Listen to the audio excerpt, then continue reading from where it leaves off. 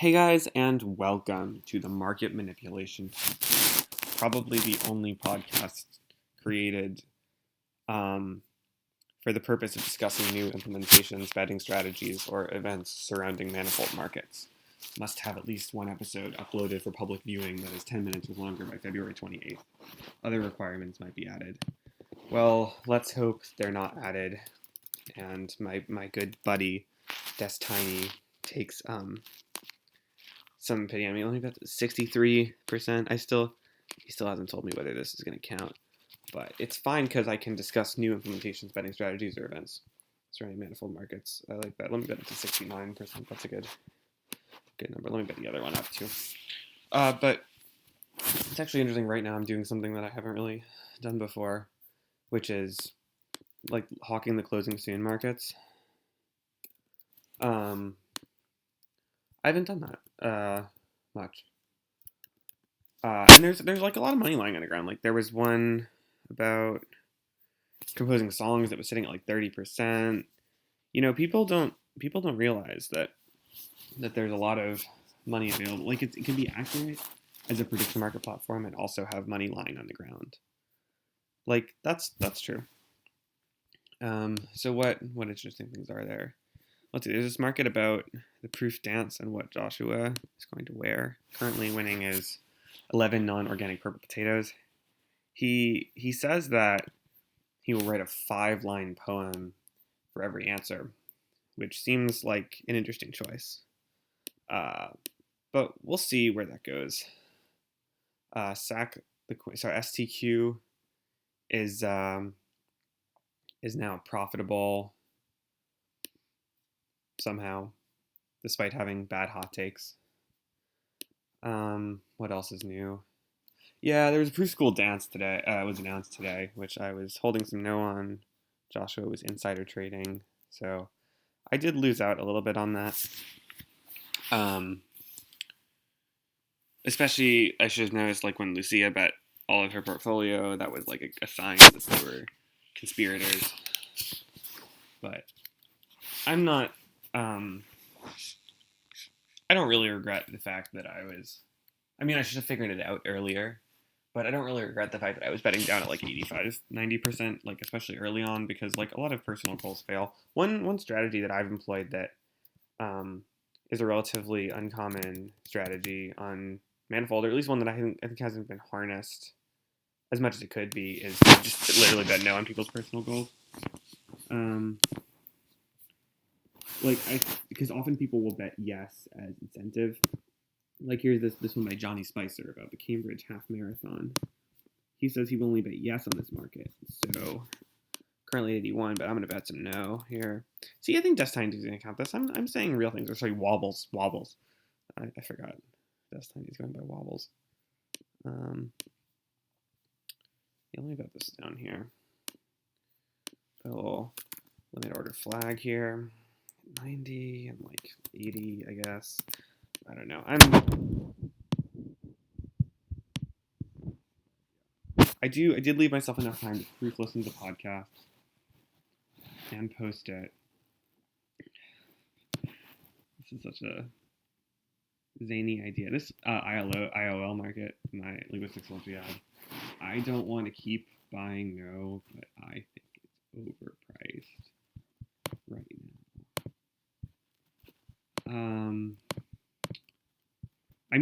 This is actually kind of a nice format for me because I do have a lot of manifold markets takes, so it's not like it's crazy.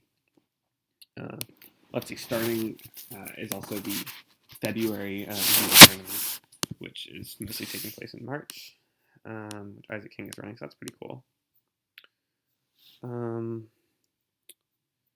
What else is there? Yeah, I'm hopefully someone buys no on this IOL market, because I think I want to be holding yes, and I intend to train, so that's good. Yeah, so let's look at manifold changes recently. There has been some discussion of manifold charity. I think I'm getting my manifold shirt soon, because someone in the Discord said that they got their shirt, so maybe I'll get my shirt soon. Yeah, I make a lot of markets. My creator rank is 39, which is actually lower than, is better than my trade rank, which is 43. Although this is 38 now. Did that change? Right. Sorry, I have 1527 that I should probably invest in markets that are closing soon. Let me find some of those. Markets. Open, closing soon. I mean, there's gotta be some. Okay, this podcast thing. I don't know. That's tiny. This is like sound. This is like podcast like. What can I say? You could discuss in the comments whether you agree with my hot takes. What do you think about the practice of betting on your own markets? What do you think about the practice of not resolving your markets? Or how bad is that? Selenium and markets that was posted in February reached 400 unique traders from Dust Tiny. I don't think so, because I was just looking, and it seems like none of them even hit 350 right now. Total traders. Yeah, 350. Yeah, that's lower than 4%. All right, that's yeah.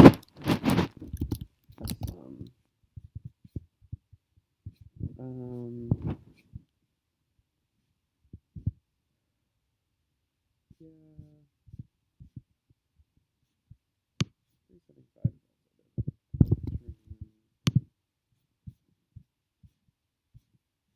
I don't know. I one of my hot takes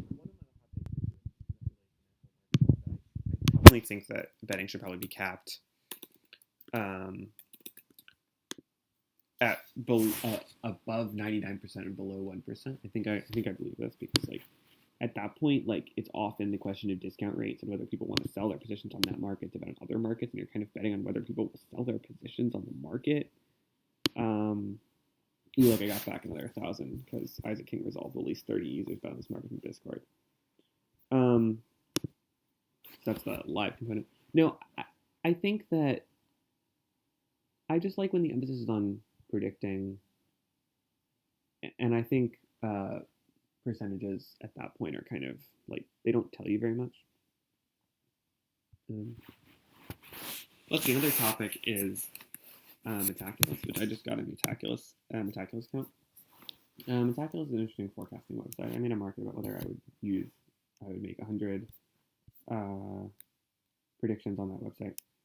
What's interesting is it has the chance of Biden becoming the nominee much lower than Manifold, which is itself much harder to predict. But I think the predicted thing we agree is like established to be wrong because there's a lot of like dumb money from like Trump supporters and stuff. Let's see what predicted has that right now. Yeah, oh my god, 61%. Yeah, but they might go under, so I don't know. But I don't know. I think Biden's chances are pretty likely. I published a blog post at some point that's saying that Biden would almost certainly run for re-election, just because like almost all presidents have. So it like makes sense. Like even the presidents that have set age records. Although Biden's age is new, but I still think like in general it's good forecasting practice to look at priors and base rates and stuff. So we're sort of nearing the mark needed for this to be an official podcast, what I call it, the market manipulation podcast. As you can see, this is heavily scripted and planned and, such like, and therefore has great interestingness and validity. So, I mean, Manifold Markets, I've spent a lot of time on the website, and I actually do think that like it could be cool. I would totally do a Manifold Markets themed podcast, especially if it was someone knowledgeable. It's not clear to me that this will be the defining Manifold Markets podcast, but it does feel like this is a Manifold Market. So, the so thank you for bearing with me and I believe in you to treat this as a real podcast and react to my hot takes and resolve this market the right way. That's it for the Market Manipulation Podcast. See you next time if there's another market to manipulate with a podcast. Or if anyone ever feels the need to, what did it say? Or if anyone, if you want to hear any more discussion, oh god, sorry, I should fix this in editing, but I don't have time to edit this. If anyone wants to discuss new implementation, betting strategies, or events surrounding manifold markets. Yeah.